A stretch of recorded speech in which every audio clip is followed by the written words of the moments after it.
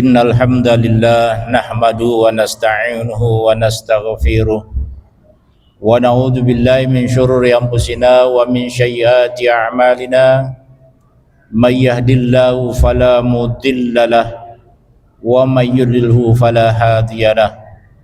Asyhadu an la ilaha illallah wahdahu la syarikalah wa asyhadu anna Muhammadan abduhu wa rasuluhu alladzi la nabiyya ba'dah. Allahumma salli ala Muhammad wa ala alihi wa ashabihi ajma'in. Amma ba' fa ya ayyuhal hadirun usikum wa nafsi bi taqwallah wa ta'atihi la'allakum tuflihun. Qala Allah ta'ala fi kitabil karim, a'udzu billahi minasyaitonir rajim, ya ayyuhalladzina amanu taqullaha haqqa tuqatih wa la tamutunna illa wa antum muslimun. Shadaqallahul azim. Jamaah Jumat rahmatullah, bersyukur kita kepada Allah atas limpahan nikmatnya yang masih dianugerahkan kepada kita bersama, sehingga siang hari ini kita dapat menjalankan aktivitas ibadah kita kepada Allah Subhanahu wa taala. Ini adalah merupakan sebagai wujud rasa syukur kita kepada Allah yang masih menganugerahkan nikmat itu, dan mudah-mudahan Allah akan senantiasa menambah nikmat-nikmat berikutnya. Dan kemudian juga kita akan menambah kesyukuran kita kepada Allah dengan mengabdikan diri kepada Allah Subhanahu wa taala. Salawat dan salam kepada junjungan kita Nabi Muhammad sallallahu alaihi wasallam. Sama-sama kita berharap kita mendapat syafaat dari beliau nantinya di yaumil qiyamah. Amin ya rabbal alamin. Jamaah Jumat rahimakumullah, tema atau topik kita pada hari ini adalah meneladani sifat fatonah Rasulullah sallallahu alaihi wasallam. Jamaah yang dirahmati Allah Subhanahu wa taala, Nabi Muhammad adalah manusia pilihan yang Allah utus ke permukaan bumi ini membawa risalah ajaran Islam. Dan beliau adalah nabi dan rasul terakhir ataupun nabiin, sebagai nabi penutup. Bahwa tidak ada setelah beliau nabi-nabi yang diutus oleh Allah Subhanahu wa taala. Sehingga kalau ada orang yang mengaku ada nabi dan rasul setelah beliau, jelas bahwa itu adalah nabi atau rasul palsu yang tidak mungkin diutus oleh Allah ke permukaan bumi ini lagi. Diutusnya beliau sebagai penanda sempurnanya dan paripurnanya risalah yang Allah kirimkan di permukaan bumi ini. Bahwa dengan diutus beliau berarti ajaran yang dibawa beliau adalah ajaran yang sempurna dan paripurna, bahwa tidak ada ajaran-ajaran lain setelah beliau diutus dan diberikan risalah Islam itu. Jamaah yang dirahmati Allah Subhanahu wa taala, sebagai nabi dan rasul terakhir, Rasulullah memiliki keutamaan dan keistimewaan dalam berbagai hal. Di hadapan Allah Subhanahu wa taala, beliau memiliki kedudukan yang luar biasa, yang tidak ada satupun nabi dan rasul yang menyamai beliau, dan beliau memiliki sebuah keutamaan yang Allah berikan yang tidak diberikan kepada nabi-nabi sebelumnya. Dan tentu adalah bahwa banyak julukan yang diberikan kepada Rasulullah atas keberhasilan beliau dalam menyampaikan risalah Islam ini, dalam hal kepemimpinan agama sebagai nabi dan rasul, bahwa beliau telah berhasil menyampaikan ajaran Islam di tengah-tengah kehidupan manusia. Sebagai pemimpin yang dalam hal kepemimpinan pemerintahan, beliau berhasil mendirikan satu negara dan satu hukum yang mengatur dalam kenegaraan, yaitu Piagam Madinah. Dan beliau juga berhasil dalam memimpin keluarga dalam kehidupan sehari-hari. Jamaah yang dirahmati Allah Subhanahu wa taala, sebagai manusia yang memiliki keistimewaan dan keutamaan, sehingga wajar Allah memberikan penegasan bahwa dalam diri Rasul itu terdapat contoh teladan yang baik bagi manusia, dan setiap muslim wajib untuk meneladani Rasulullah sebagai teladan dalam hidup ini. Allah katakan dalam surah Al-Ahzab ayat 21, a'udzubillahi minasyaitonir rajim, laqad kana lakum fi rasulillahi uswatun hasanah liman kana yarjullaha wal yaumal akhir wa dzakarallahu katsira. Sesungguhnya telah ada pada diri Rasul itu adalah suri teladan yang baik bagimu, yaitu bagi orang-orang yang mengharap rahmat Allah dan kedatangan hari kiamat, dan dia banyak menyebut Allah Subhanahu wa taala.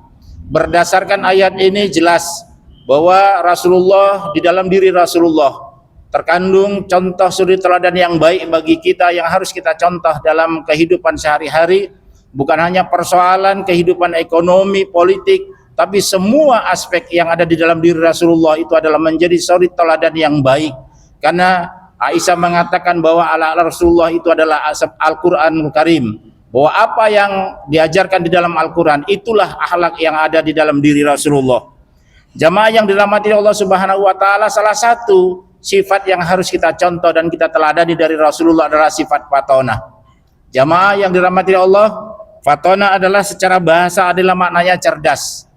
Fatonah adalah satu sifat yang wajib dimiliki oleh semua nabi dan rasul, tidak terkecuali adalah Nabi Rasulullah SAW, Nabi Muhammad SAW.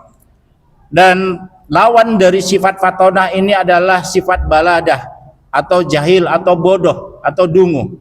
Jamaah yang dirahmati Allah Subhanahu wa taala, muncul pertanyaan bahwa Rasulullah itu kan digelar oleh Allah Subhanahu wa taala, diberikan julukan adalah nabi yang ummi. Sebagaimana dalam surah Al-A'raf ayat 157, bahwa kalau ummi, apakah kemudian Rasulullah itu menjadi orang yang cerdas, memiliki sifat fatonah? Ternyata makna ummi dalam surah Al-A'raf 157 itu bukan maknanya adalah dalam pengertian bodoh dan dungu, tapi makna ummi di situ adalah orang yang tidak mampu membaca dan menulis. Itulah dikuatkan dalam surah Al-Ankabut ayat 48, bahwa sesungguhnya makna ummi itu adalah orang yang tidak mampu untuk baca dan tulis. Ini apa hikmahnya? Bahwa Rasulullah diutus dalam kondisi tidak tahu baca tulis, supaya risalah yang dibawa oleh Rasulullah tidak ada anggapan bahwa itu adalah menjiplak ajaran lain, ajaran agama lain. Bahwa sesungguhnya ketika Rasulullah itu diutus ke permukaan bumi ini, bahwa Rasulullah tidak pernah membaca satu kitab pun, kitab samawi satu pun yang pernah dibaca beliau. Jelas bahwa beliau adalah orang yang ummi, yang tidak bisa baca dan tulis. Bahwa keterkaitan, bahwa tidak ada keterkaitan antara fatonah dengan ummi. Bahwa fatonah adalah orang yang memiliki ilmu pengetahuan, cerdas dalam pengertian memiliki wawasan dan memiliki ilmu pengetahuan, mampu berkomunikasi secara baik, mampu menyampaikan secara bijak dan lemah lembut. Bahwa sesungguhnya fatonah tidak ada hubungannya dengan persoalan kemampuan baca tulis.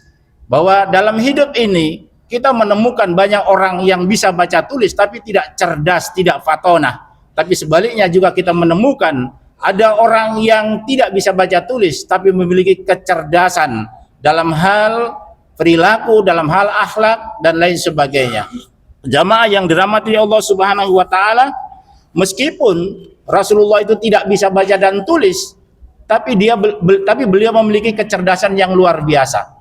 Beberapa contoh kisah yang menunjukkan bahwa Rasulullah itu memiliki sifat fatonah adalah ketika terjadi perdebatan orang-orang Quraisy, kabilah-kabilah Quraisy untuk meletakkan Hajarul Aswad ketika terjadi perombakan, terjadi revisi, terjadi sebuah ketika Ka'bah mengalami kerusakan kemudian diperbarui, bahwa kemudian terjadi sebuah pertengkaran antara kabilah-kabilah yang mereka merasa berhak untuk mengangkat batu Hajarul Aswad itu.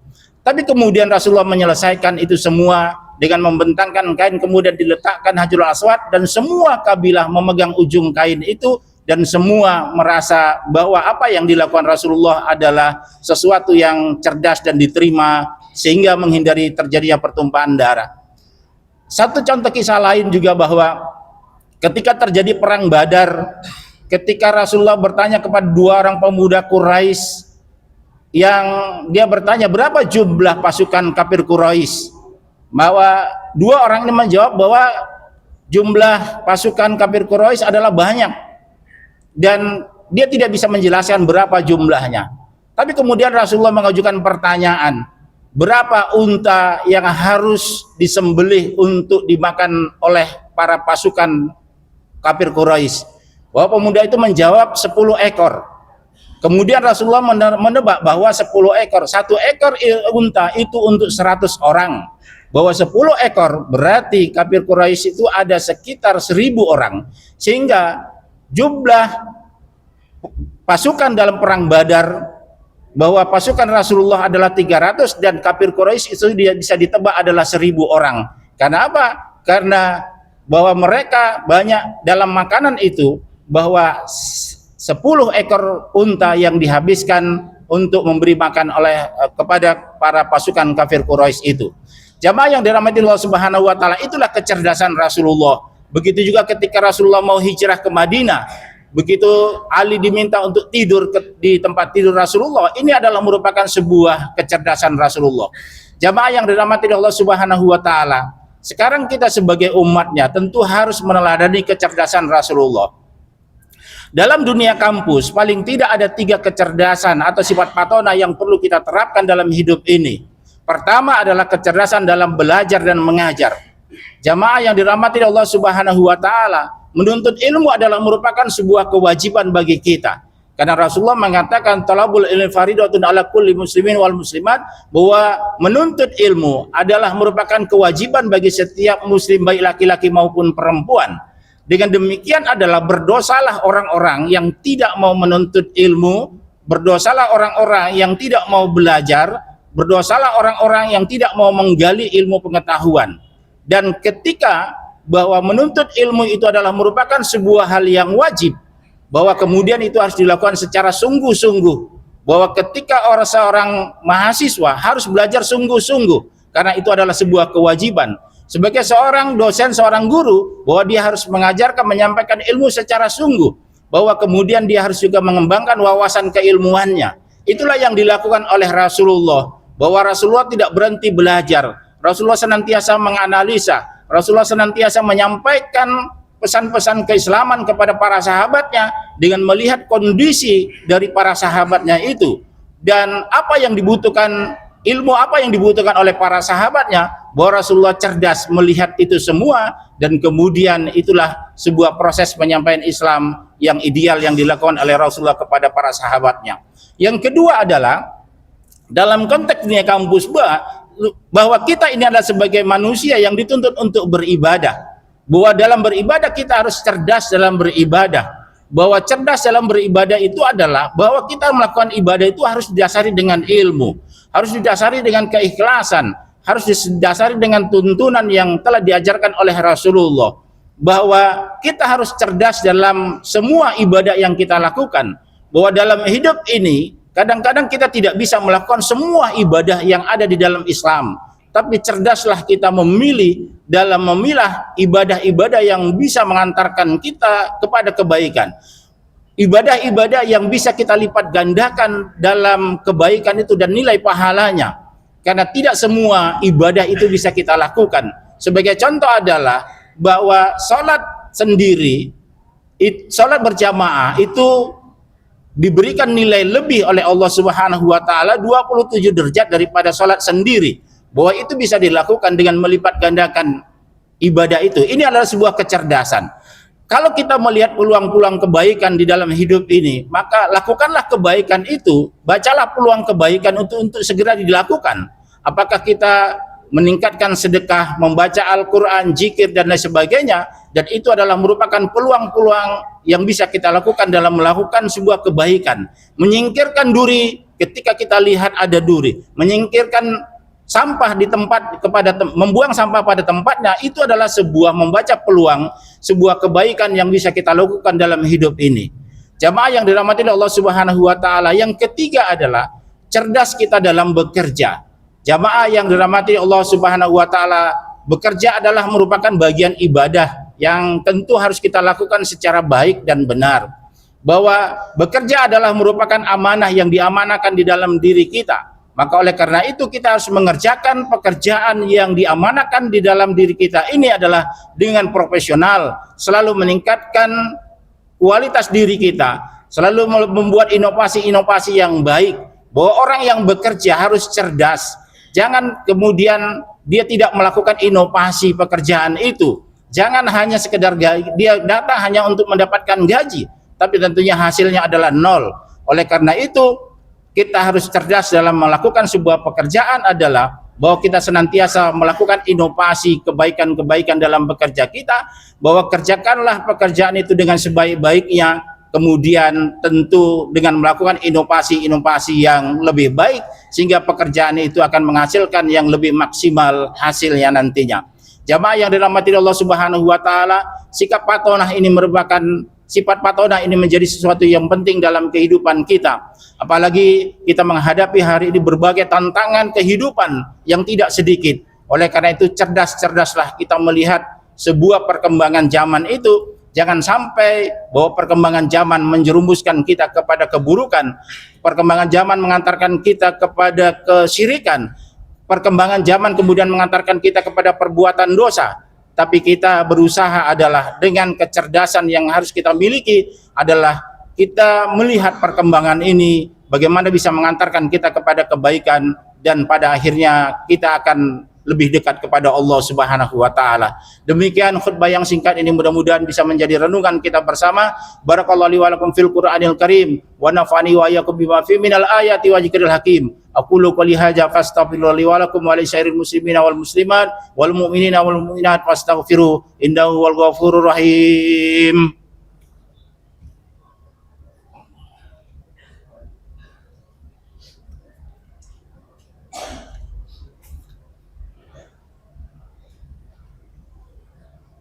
Alhamdulillahi rabbil alamin wa bihi nasta'in ala umurid dunya waddin. Asyhadu an la ilaha illallah wahdahu la syarikalah iyyahu na'budu wa iyyahu nasta'in wa asyhadu anna Muhammadan abduhu wa rasuluhu shadiqul wa'dul amin. Allahumma shalli wa sallim ala Muhammad wa ala alihi wa ashabihi ajma'in, amma ba' fa ya ayyuhal hadirun ittaqullaha masata'tum wasari'u ila maghfiratin min rabbil alamin. Qala Allah ta'ala fi kitabil karim, a'udzu billahi minasyaitonir rajim, fatazawwadu fa inna khairaz zadi taqwa. Summa qala ta'ala fi ayatil ukhra, innallaha malaikatahu yusholluna 'alan nabi ya ayyuhalladzina amanu shallu 'alaihi wa sallimu taslima. Allahumma shalli ala Muhammad wa ala ali Muhammad kama shallaita ala Ibrahim wa ala ali Ibrahim wa barik ala Muhammad wa ala ali Muhammad kama barakta ala Ibrahim wa ala ali Ibrahim fil alamin innaka Hamidum Majid. Allahumma fil muslimina wal muslimat wal mu'minina wal mu'minat al ahya'i minhum wal amwat innaka samiun qaribun mujibud da'wat wa ya qadiyal hajat. Rabbana zalamna anfusana wa illam taghfir lana wa tarhamna lanakunanna minal khasirin. Rabbana atina fid dunya hasanah wa fil akhirati hasanatan wa qina adzabannar. Ibadallah, innallaha ya'muru bil adli wal ihsan wa ita'il qurba wa yanha 'anil fahsya'i wal munkari wal baghi. Ya'izukum la'allakum tadhakkarun. Wa la dzikrullahi akbar. Aqimussalah.